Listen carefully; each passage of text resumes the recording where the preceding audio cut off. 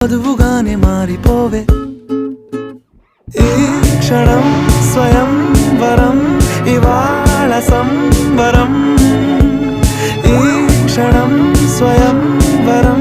ఇవాళ సంవరం వీడుకోలు లేని తోడు అంది స్వాగతం ఈ క్షణం స్వయం వరం ఇవాళ సంబరం